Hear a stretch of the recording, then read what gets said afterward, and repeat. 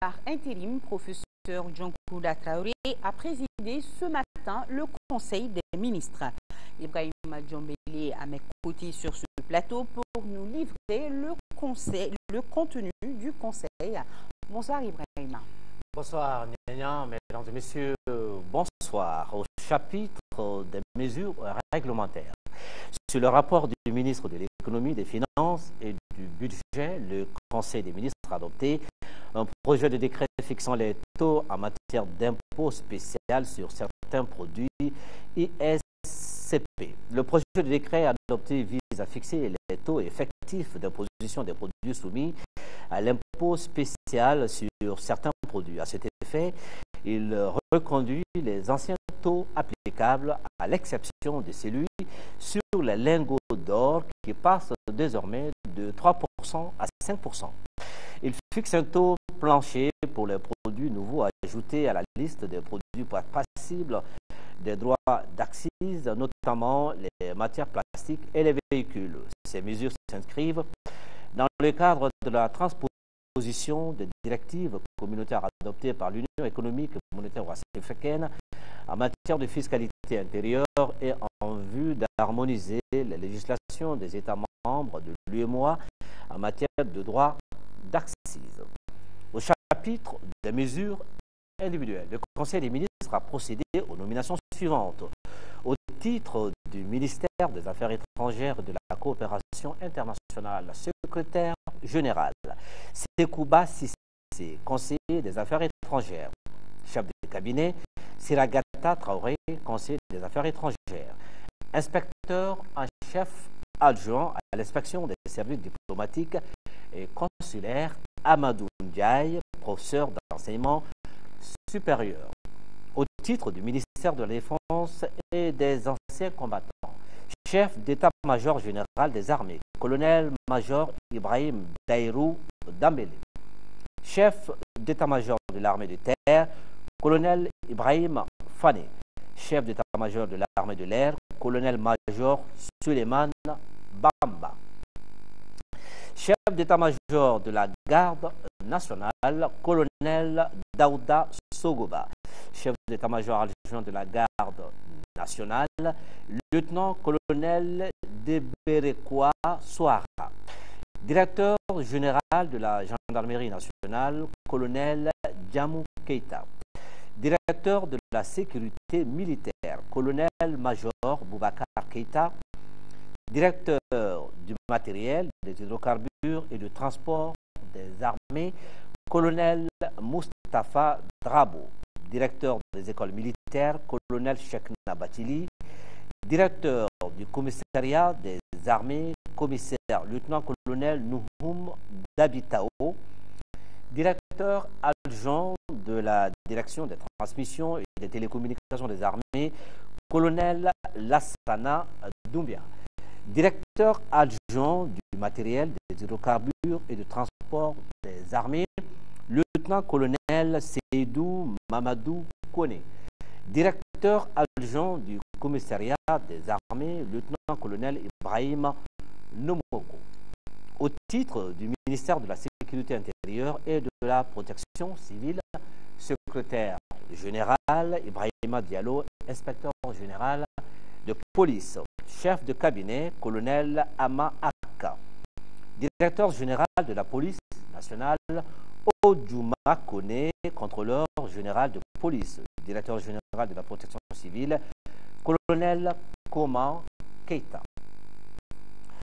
Au titre du ministère délégué auprès du ministre de la Jeunesse, du Travail, de l'Emploi et de la formation professionnelle, chargé de la jeunesse et de la formation professionnelle, chef de cabinet, Paul Ismaël Boro, professeur titulaire d'enseignement secondaire, chargé des missions, Prosper Ki, professeur, Amadoun Youssouf Touré, administrateur civil.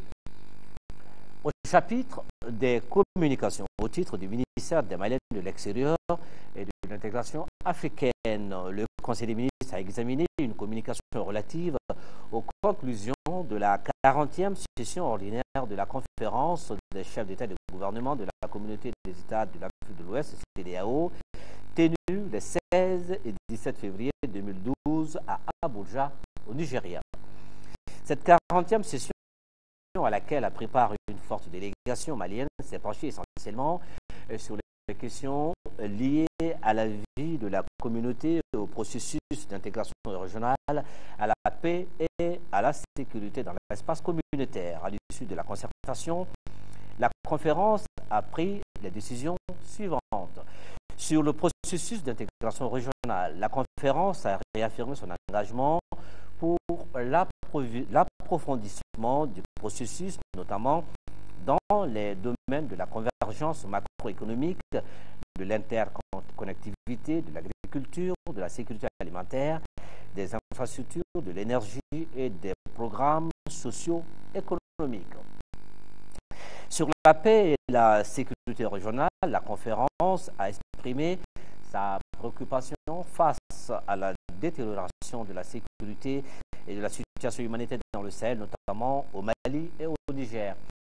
Elle a fermement condamné la rébellion du MNLA au Mali et a exprimé son appui sans réserve aux efforts déployés par le Mali pour défendre son intégrité territoriale. Sur les questions institutionnelles, la conférence a procédé à la nomination de M. Kadri Désiré Ouedraogo en qualité de président de la commission de la CEDEAO. Elle a également procédé à la nomination d'un nouveau vice-président et de 6 nouveaux commissaires, au nombre desquels figure notre compatriote, le docteur Ibrahim Bokarba, nommé comme commissaire aux politiques macroéconomiques. Voilà ce qu'il fallait retenir du Conseil des ministres d'aujourd'hui. Merci, Baïma Djambélé. Et le président de la République par intérim est à Abidjan. Il a quitté Bamako cet après-midi. Au menu des discussions entre le président de la République par intérim et le président en exercice de la CEDEAO, la suite à donner à la transition politique au Mali. Pour Djonkouda Traoré, il reste aux Maliens de trouver la formule. Avant de s'envoler pour la capitale ivoirienne, il a rappelé une fois encore que sa personne ne saurait être un problème après le 22 mai prochain. Nous vous proposons de l'écouter au micro de Alassane Suleiman. C'est toujours le même esprit, c'est la recherche de solutions pour la sortie de crise. Vous savez qu'il y a des discussions qui sont en cours, des négociations qui sont en cours et qui ne sont pas encore terminées. Et moi, toujours fidèle à mes principes, à savoir être une solution pour ce pays, mais jamais un problème. Je me rends à Abidjan pour rencontrer le président en exercice de la CEDEAO pour continuer à échanger avec lui sur les voies et moyens à trouver pour sortir de cette crise. Moins d'une semaine de cette date butoir du 22, comment vous envisagez, vous personnellement, les choses? Bon, la date butoir, je ne sais pas si c'est vraiment une date butoir. De toute façon, c'est 40 jours, mais ces 40 jours-là ne sont pas une date fatidique. Hein. Moi, j'ai dit, de toute façon, je ne suis pas là pour rester éternellement. De toute façon, si les choses se présentent de certaine façon, conformément à l'accord cadre qui a été signé entre les différentes parties, à mon niveau, ça ne pose aucun problème. Hein, je dis, je répète encore une fois, moi, je ne serai jamais un problème pour ce pays. Mais, comme tout Malien, je m'efforce de contribuer à la solution de nos problèmes.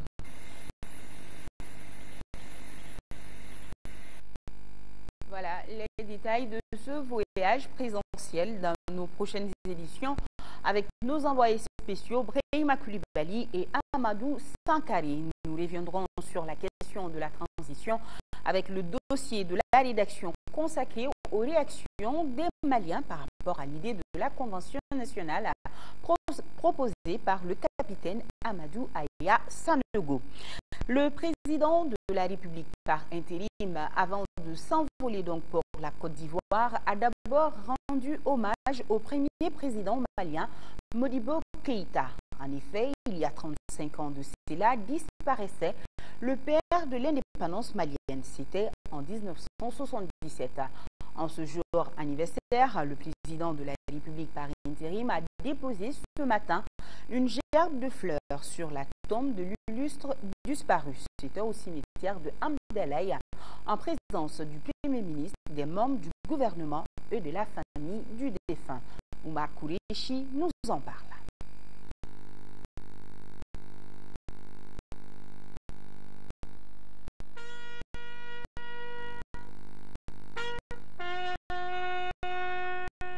C'est un rituel. Chaque année, à la même période, un hommage est rendu à l'ancien président de la République. Aujourd'hui, en ce 35e anniversaire de la disparition de Modibo Keïta, le président de la République, par intérim, a sacrifié à la tradition. Au-delà du geste, c'est le sentiment du devoir accompli qui anime le chef de l'exécutif. Modibo Keïta, vous savez, c'est un grand militant africain. Et avec ses compagnons, ils ont conduit le Mali à l'indépendance. Et dès lors, ils se sont efforcés de construire une nation unie et solidaire autour des valeurs qui caractérisent notre société. Venir ici, lui rendre hommage et nous incliner devant sa mémoire au nom de l'ensemble du peuple malien, cela est normal et naturel. Surtout en ces heures difficiles que notre pays traverse, nous avons besoin de nous inspirer de son exemple et de celui de ses compagnons pour retrouver ces valeurs-là qui nous permettront, j'en suis sûr, de relever les défis qui sont les nôtres aujourd'hui. Je pense que de là où il est aujourd'hui, il doit nous voir, nous regarder. Je lui demande simplement de faire encore des bénédictions pour ce pays, pour ce peuple, pour cette nation qu'il a bâtie, pour qu'elle puisse sortir de la situation difficile dans laquelle il se trouve. En ce moment trouble de l'histoire de notre pays, les cérémonies de cette nature s'imposent comme la manifestation réelle de la volonté de tous de s'unir. Le temps d'un geste, les divergences ont fait place à l'émotion, à la compassion, au recueillement et à l'unité retrouvée. Les difficultés font partie de la vie.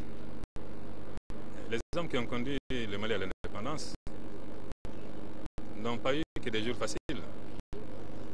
Beaucoup d'entre eux ont connu les mutations arbitraires, ont connu la prison.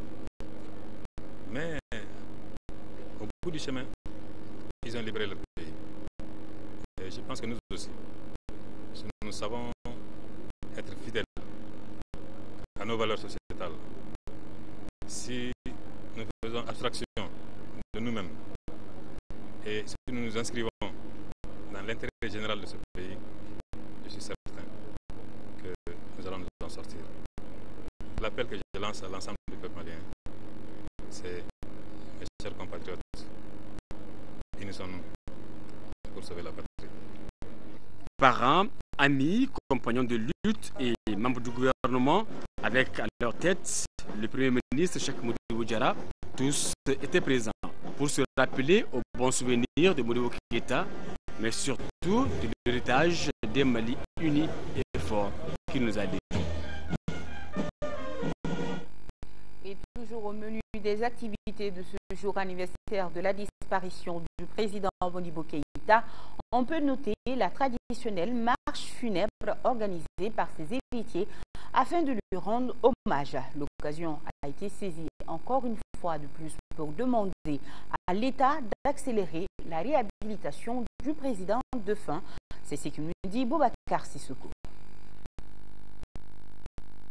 Il y a 35 ans. Jour pour jour, le président Modibo Keïta est mort en détention précisément le 16 mai 1977. La famille de Modibo Keïta et ses compagnons politiques sont aujourd'hui meurtris parce que Modibo Keïta n'est pas toujours réhabilité par l'État. Une réhabilitation qui tient à cœur les héritiers du premier président de la République du Mali. En tant que fils du président Modibo Keïta, c'est avec une très grande émotion encore que je m'exprime devant leur thème.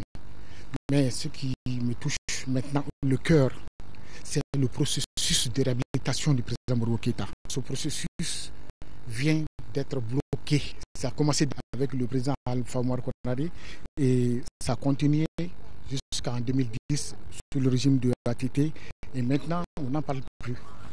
La marche funèbre, devenue une tradition, a donc été une occasion pour tous ceux qui se reconnaissent en l'homme de déplorer la situation que traverse le Mali. C'est le cœur meurtri que nous commémorons le 35e anniversaire de l'assassinat du président Modibo Keïta. Ce grand patriote nous a laissé un pays uni, fier, respecté. Aujourd'hui, ce que nous en avons fait, le monde entier est témoin. Donc je profite de cette opportunité pour lancer auprès de la tombe de ce grand patriote, du fondateur de la nation du Mali, un appel à tout le peuple malien, à tous les patriotes, afin qu'on se ressaisisse pour porter notre héritage d'une autre façon. Auparavant, ce matin de bonne heure, une lecture du Saint-Coran et des séances de bénédiction ont été faites en la mémoire du président Modibo Keïta dans la famille de son père, Daba Keïta, à Olofobougou.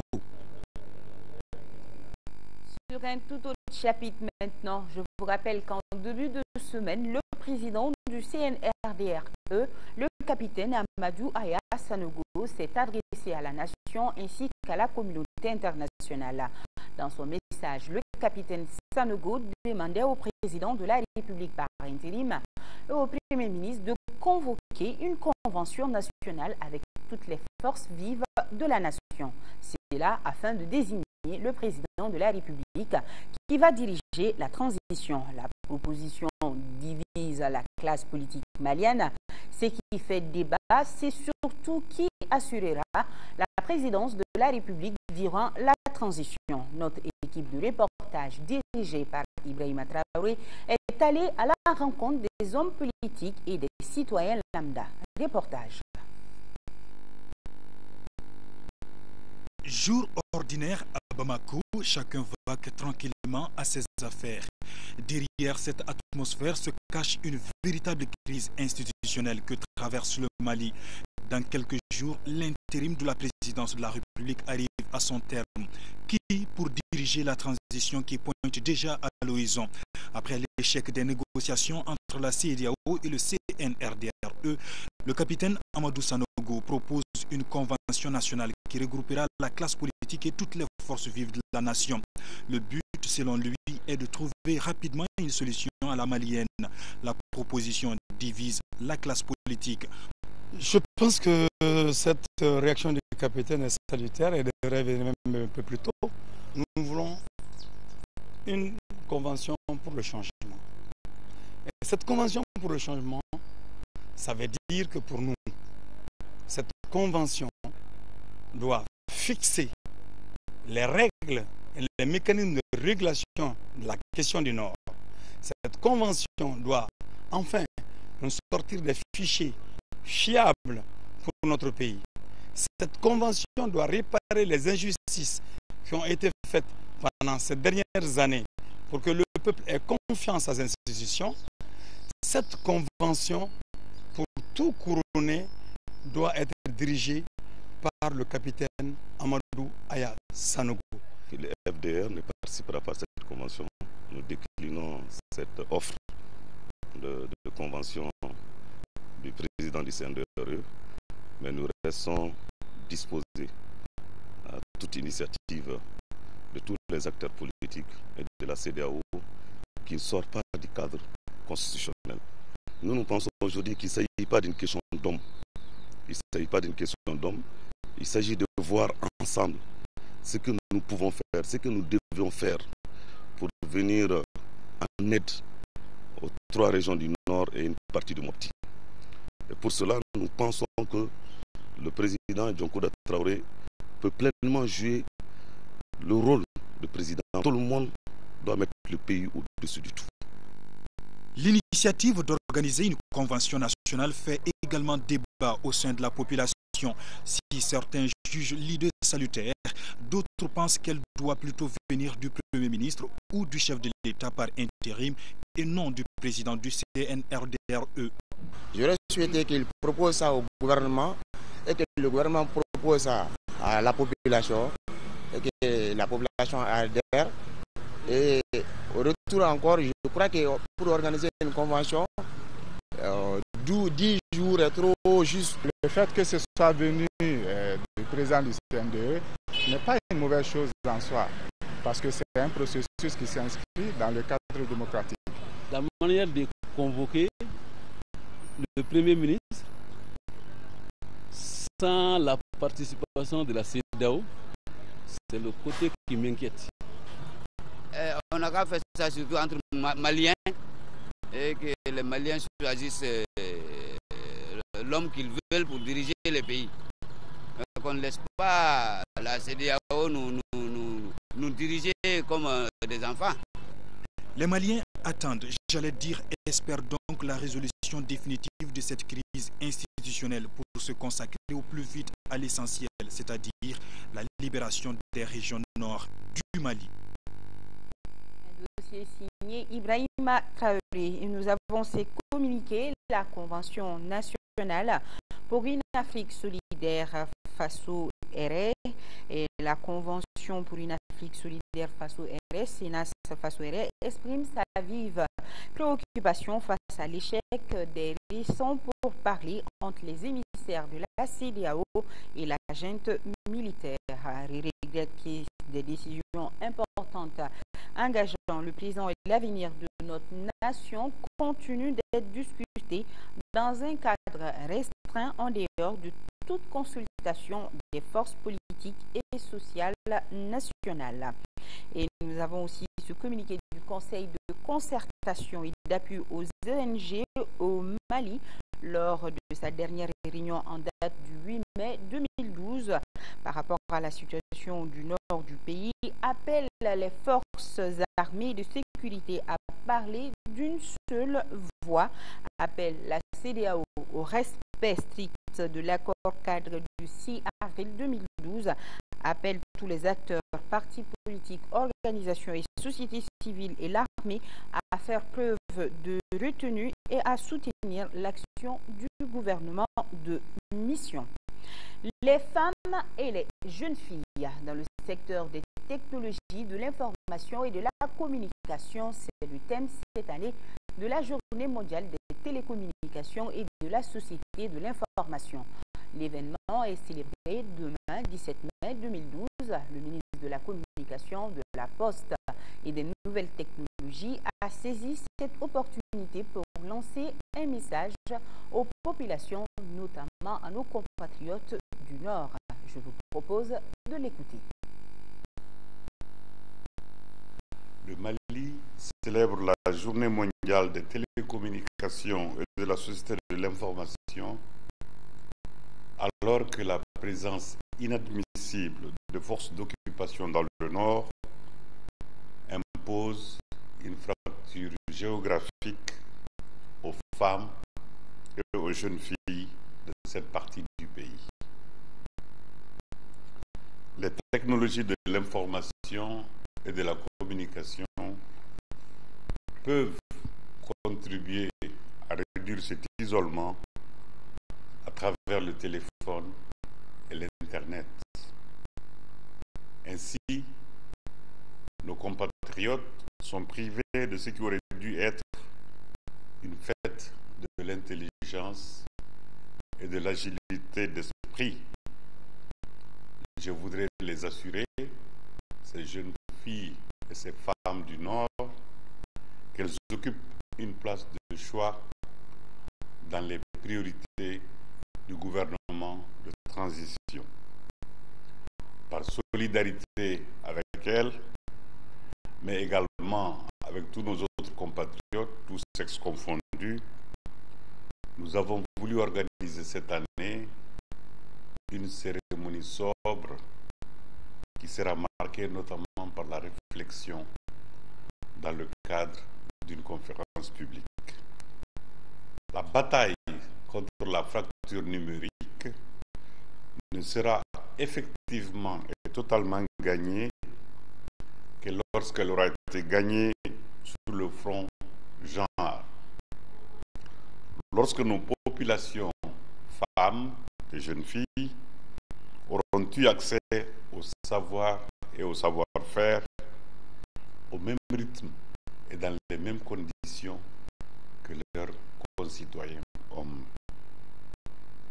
Le défi ne sera relevé que lorsque nos compatriotes de la jeune féminine de Caille à Kidal disposeront d'outils technologiques et l'utiliseront afin de mieux saisir et élargir les opportunités qui s'offrent à elles.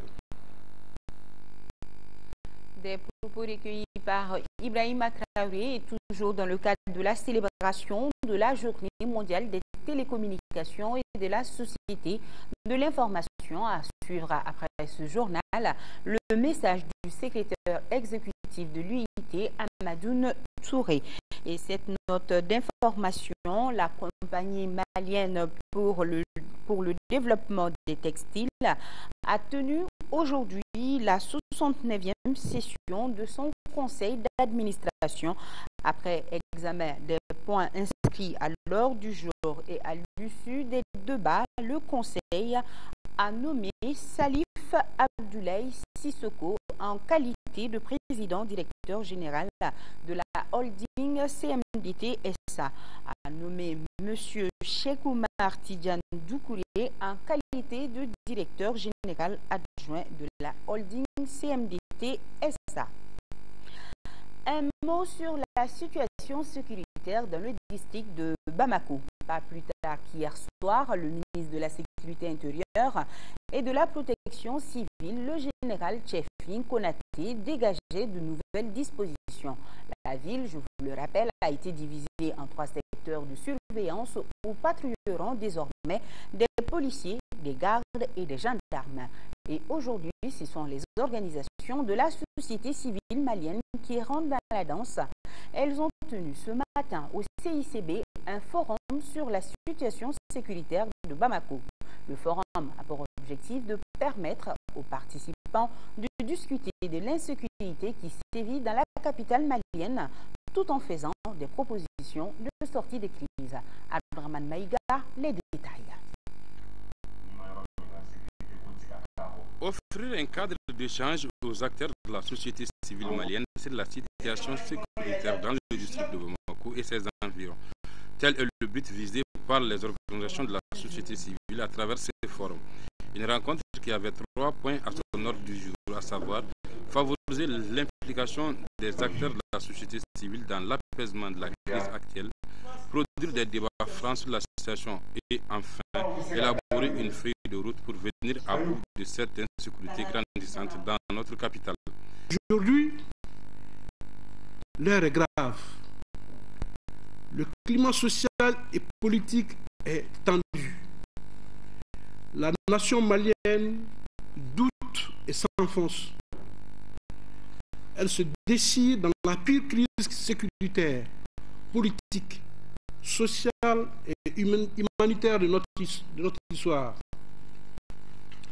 L'implosion militaire et sociale, l'instabilité institutionnelle, ainsi que la menace de perte des acquis démocratiques sont les conséquences visibles de cette crise. En initiant un tel forum, les acteurs de la société civile ambitionnent accompagner le gouvernement dans son combat. Une bataille qui a pour objectif de permettre aux Maliens de vaguer à leurs occupations en toute quiétude. Les risques consécutifs à cette situation sont réels et pourraient engendrer d'autres affrontements armés et surtout une déstabilisation de l'ensemble du pays.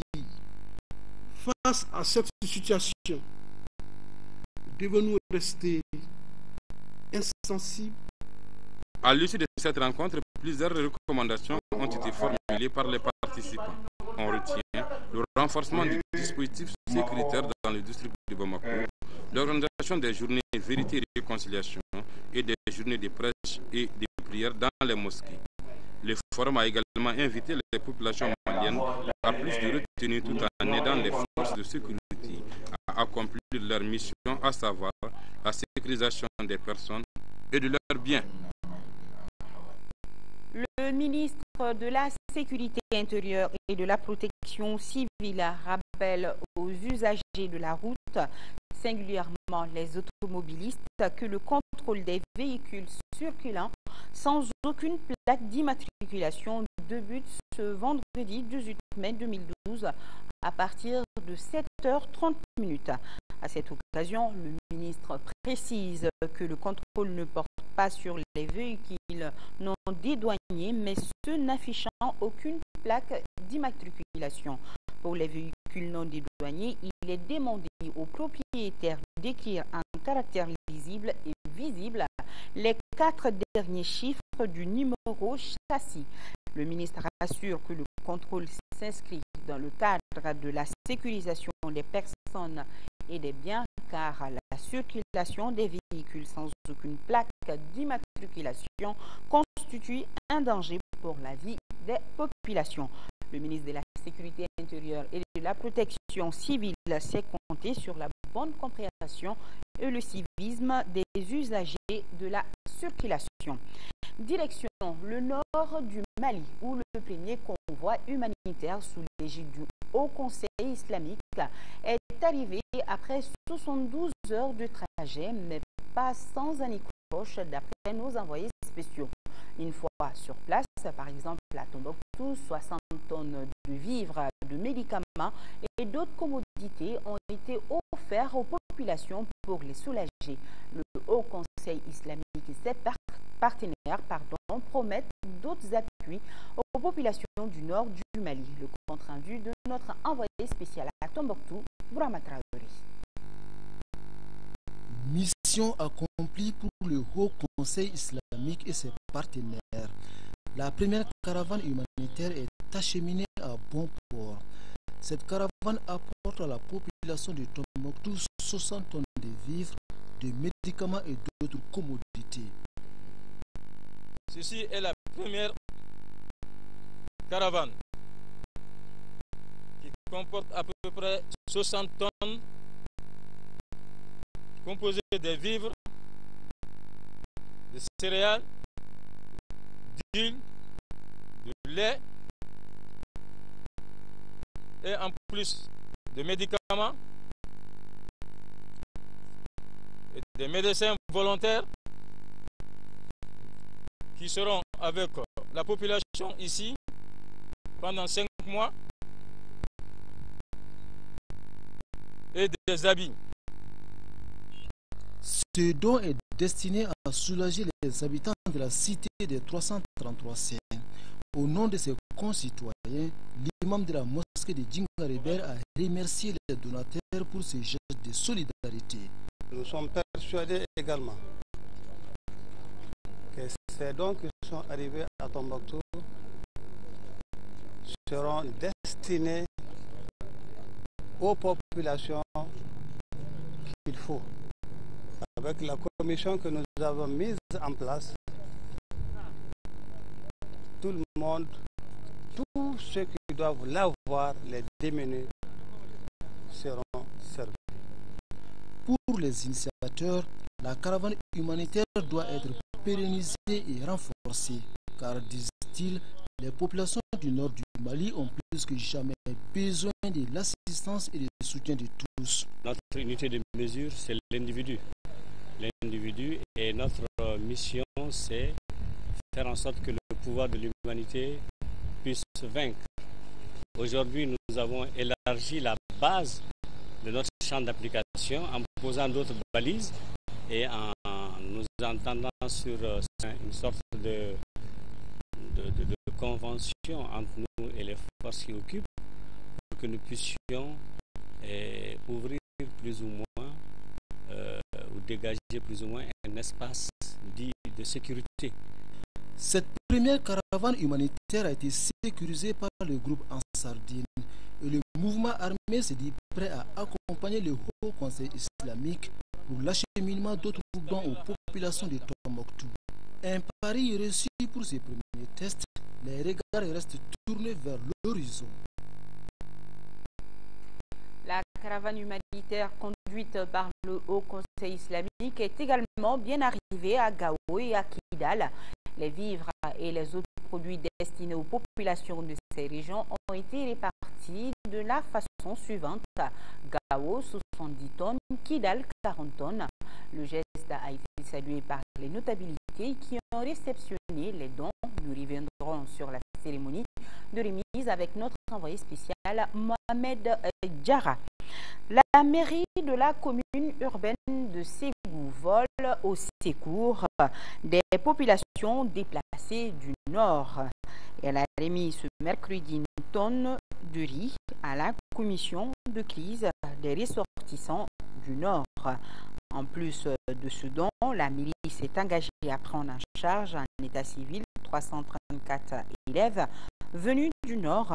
Elle se propose également de prendre en charge la couverture sanitaire des 1143 déplacés dans 2 centres de santé communautaires de la ville, à savoir le CESCOM de Dar Salam et celui de Médine. Voilà, à Ségou. Et toujours à Ségou, 5e réunion du comité de surveillance du programme Initiative pour un meilleur accès aux services de santé, outre le budget de l'année 2012 du programme qui se chiffre à 192 millions de francs CFA. Les membres du comité ont également examiné les activités 2011 de ce programme initié par la Fondation Novartis. Candécie, la correspondance. Cette 5e session du comité de surveillance de l'initiative pour un meilleur accès aux services de santé est la dernière de la première phase de ce programme initié par la Fondation Novartis à l'adresse des populations des cercles de Barouedi, Massina et Ségou dans la région. Le budget soumis aux membres du comité se chiffre à environ 192 millions de francs CFA au titre de 2012. Ce budget vient consolider les acquis réalisés dans l'accès à la qualité des services de santé des zones concernées. Des acquis matérialisés par la construction des centres de santé, l'octroi des équipements et autres activités de formation et de suivi et évaluation, comme la mise en place de l'outil d'évaluation de la qualité de l'offre des services de santé ECOS. Cet outil a permis de rehausser le niveau de la quasi-totalité des indicateurs sociaux, sanitaires, des structures partenaires. La performance de SASACO a évolué de 45 à 90% du score requis de 2007 à 2011 et l'amélioration d'un indicateur qui nous tient à cœur, qui est l'adéquation entre les diagnostics et la prescription par les personnels de santé, qui est passé de 40 à 87% de 2008 à 2011. En ouvrant les débats de cette session, le président du comité de surveillance a salué ce partenariat exemplaire entre la région de Ségou et ce groupe pharmaceutique suisse. Le projet a permis d'améliorer les indicateurs de santé, la gouvernance et la gestion des structures de santé, la qualité de vie dans les ménages et l'accès financier aux services de santé par l'augmentation du pouvoir d'achat des populations. Aussi, le gouverneur a exhorté les participants à des recommandations susceptibles de consolider de manière pérenne les activités de cette première phase. Pour la Fondation, Brahma Seba a invité à la poursuite de son intervention dans la région. Partons à Koulikoro, où les pluies diluviennes ont causé d'énormes dégâts matériels, précisément à Banamba, plus de 300 maisons écoulées, des vivres emportés, mais heureusement aucune perte en vie humaine n'a été déclaré. Le gouverneur Alaïti Sougué a rendu hier mardi une visite aux victimes. Seydou Traoré nous en parle. En se rendant à Banamba, le chef de l'exécutif régional a voulu constater de visu les dégâts causés par les pluies diluviennes du lundi 14 mai 2012. Une forte précipitation s'est abattue sur la ville et ses environnements, soit 115 mm de pluie en 2 heures. Plus de 320 maisons écroulées, du bétail et des vivres emportés. Le tout devant une population impuissante qui n'avait que des yeux pour constater les faits. Ça va pas du tout. Ça va pas du tout. On n'a même pas maison de dormir. Il n'y a rien. Toi-même, tu vois. Hein? Tu vois, non. Tout est cassé. Rien ici. Et puis, c'est pas notre cours ici seulement. C'est partout. En réalité, c'est des événements cycliques. Comme l'a dit, il y a une vieille qui vient me dire en 1953, et il y a eu un truc comme ça en 92, jour pour jour, une journée de moins, ça s'est passé. Et aujourd'hui, c'est une désolation. Il y a des gens qui ont tout perdu. Installés dans le nid de la Mara, les quartiers de Fofanala, Nyamakoro, Zantigila ont eu le soutien des autorités régionales avec comme premier geste une tonne de céréales. Le gouverneur, tout en rassurant les populations de Banamba de leur accompagnement, a prodigué des conseils. 115 mm en 2 heures de temps, ça n'était trop pour la ville de Banamba. Et des endroits qui jadis n'ont jamais été atteints par inondation se trouvent aujourd'hui au centre. Non pas parce qu'il n'y a pas de caniveaux ou de voies de drainage, mais parce que la pluie a été très forte. J'invite les autorités villageoises, les services techniques ici présents sous la houlette du préfet, à se donner la main pour revoir cette situation. La rencontre entre le chef de l'exécutif régional et les notabilités de Banamba a permis aux uns et aux autres de faire des suggestions pour éviter de pareils sinistres. Les services socio-sanitaires sont sur pied pour secourir les populations. Et pour information, des orages accompagnés de pluie sont annoncés dans la région de Koulikoro pour ce soir. Le bulletin météo vous en dira plus après ce journal. Le passeport CEDEAO, enfin disponible au Mali. 20 000 carnets viennent d'être livrés à la police nationale. Le nouveau passeport a les mêmes spécifications que l'ancien, sauf à quelques détails près, notamment la couleur de la couverture qui est vert foncé avec les écriteaux de la CEDEAO. Pour plus de détails, écoutons les explications du directeur de la police des frontières et de l'immigration, l'inspecteur Nyanya Youssouf Diallo. Il est au micro de Salimata Dao. Beaucoup de pays membres de la CEDEAO ont pu mettre en circulation ces documents. Malheureusement, à cause des problèmes techniques, le Mali est resté un peu en marge. Maintenant, les hautes autorités du Mali ont décidé maintenant de mettre en circulation ce document de voyage de la CEDEAO qui est le passeport CEDEAO. La seule différence qu'on peut signaler, c'est la couverture du marron. Nous avons passé à la couleur vert foncé. Et avec une autre différence, c'est les écriteaux qui sont portés sur ce document. À la date d'aujourd'hui, nous disposons de 20 000 livrets de passeports CEDEAO.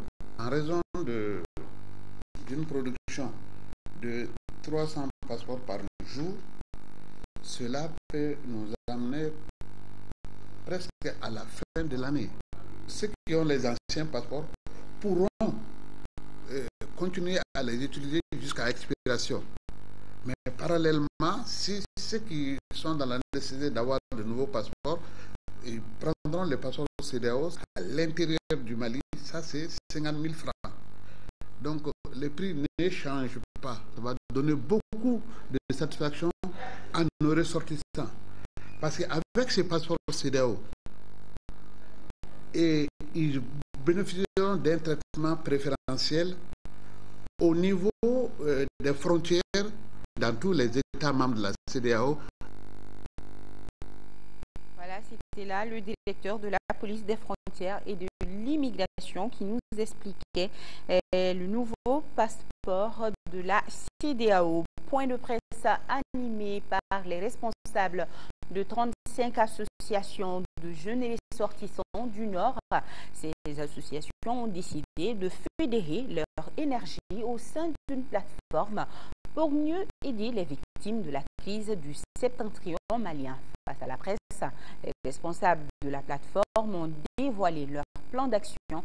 Marafi Konaté, reportage. Face à l'urgence humanitaire dans le septentrion malien et la nécessité de fédérer les initiatives, plusieurs organisations de jeunes ressortissants des régions nord du Mali se sont regroupées au sein d'une structure fédérative dénommée Plateforme des associations de jeunes du Nord et sympathisants. 35 associations se retrouvent au sein de cette plateforme. Les initiateurs de la fédération étaient face à la presse pour expliquer les objectifs et le plan d'action de leur plateforme.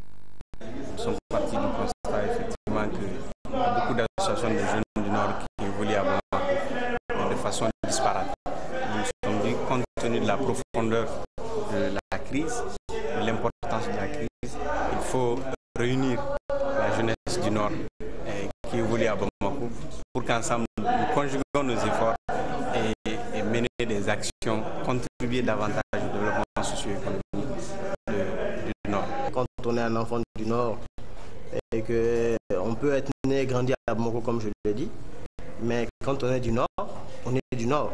Est-ce qu'on ne peut pas rester en marge de ce qui se passe au Nord? Donc apporter notre pierre de contribution à l'édifice, hein, c'est vraiment le minimum qu'on puisse faire. Même si nous n'avons pas eu l'idée, il faut le dire, c'est des jeunes frères, c'est des camarades qui ont eu cette idée. On ne peut que les appuyer. Ce regroupement des associations des jeunes ressortissants du Nord entend œuvrer en partenariat avec les collectifs des ressortissants des régions nord-coréennes. Les jeunes de la plateforme participent à la caravane humanitaire sous l'égide du Haut Conseil islamique du Mali. Lancement hier du manifeste initiative des jeunes républicains du Mali. Dans le manifeste adressé aux autorités, les jeunes réaffirment l'unité nationale du Mali, la défense des idéaux de paix, de solidarité avec les populations dans les régions de Kidal, Gao et Tombouctou. Ils réaffirment la restauration des forces armées afin qu'elles assument leur mission de défense et d'intégrité du territoire malien. L'initiative des jeunes républicains du Mali regroupe plusieurs associations de jeunes et ceux de partis politiques. Un lancement effectué hier à l'espace Bouna.